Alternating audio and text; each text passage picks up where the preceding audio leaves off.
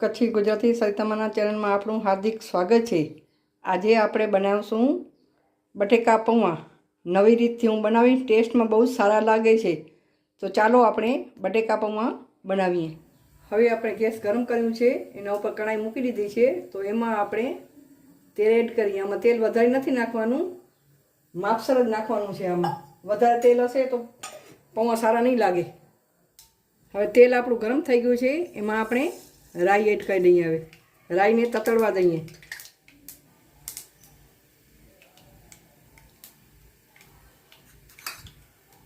હવે નાખશું આપણે આ માંડવીના બી।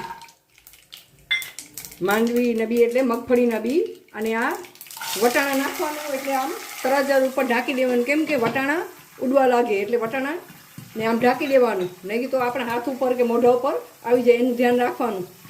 અને બરાબર થોડાક ચડવા દઈએ આપણે। હવે આપણે નાખશું આ લીલા મરચાં, આ મીઠો લીમડો એડ કરી દઈએ, અને એક નાની ચમચ, અડધી ચમચ જેટલી હિંગ અંદર એડ કરી દઈએ, અને બરાબર એને હલાવી લઈએ આપણે। આમ આવી રીતે આમ હલાવી લેવાનું।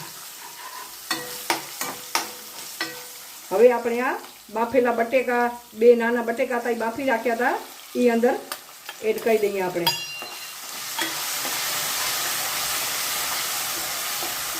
આવી રીતે વટાણા નાખીને બનાવીએ, બહુ મસ્ત બને છે। વટાણાની સિઝનમાં મળતા હોય ત્યાં સુધી આનો વટાણાનો આપણે ઉપયોગ કરી શકીએ, અને બાળકોને ગમે તે રીતે આપણે ખવડાવી શકીએ આપણે। હવે આ અડધી ચમચ હળદર આપણે એડ કરશું અંદર।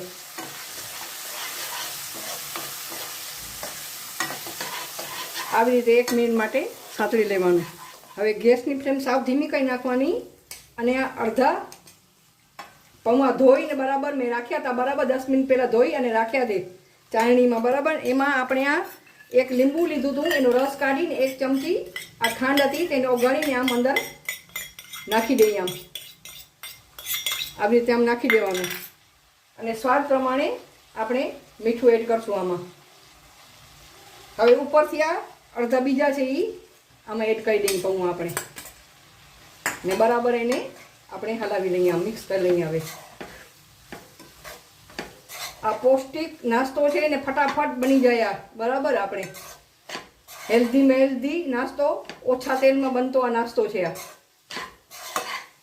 આ ટેસ્ટમાં બહુ જ સારા લાગે છે। તમે આ બટેકા પૌવા આવી રીતે ચોક્કસથી ટ્રાય કરજો। હવે ઉપર આપણા આ કોથમીર નાખી દઈએ, ને ગેસની ફ્લેમ આપણે બંધ કરી દઈએ। ઉપરથી આ સેવ એડ કરી દઈએ। આપણા બટેકા પૌવા રેડી થઈ ગયા છે। આ જોઈ શકો છો તમે, મસ્ત મજાના બટેકા પૌવા। આપણા બટેકા પૌવા તૈયાર થઈ ગયા છે। આપણે એને આ દાડમના દાણાથી સજાવીશું બરાબર।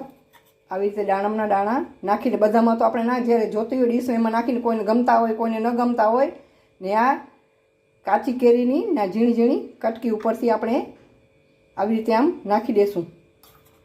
આપણી આ ડીશ તૈયાર થઈ ગઈ, બટેકા પૌવા તૈયાર થઈ ગયા। જોઈ શકો છો કેવા મસ્ત મજાના બન્યા છે, અને છૂટા છૂટા એક દાણો પૌવાનો છૂટો છૂટો છે, જોઈ શકો છો તમે। આવી રીતે આપણે બનાવીએ તો મસ્ત મજાના છૂટા છૂટા થાય છે, અને બહુ જ ટેસ્ટી થાય છે।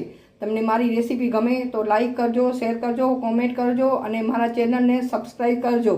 તમારો ખૂબ ખૂબ આભાર।